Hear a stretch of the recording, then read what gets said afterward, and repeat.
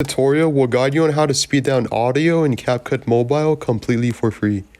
If this helped, drop a like, share the video, and subscribe for more. Capcut, select or highlight the video clip that you like to speed down the audio. And click the second option, speed, next to animations and split. Click normal or the first option. Move the circle to the right.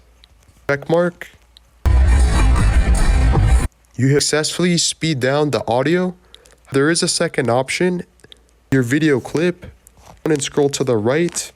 You see the option extract audio. Select or highlight your audio track. Down to the right, you see speed. You can change the audio pitch or the speed by dragging this to the right. And the check mark on the bottom right hand screen. Scroll right on your timeline, you have successfully sped down the audio clip in Capcut completely for free.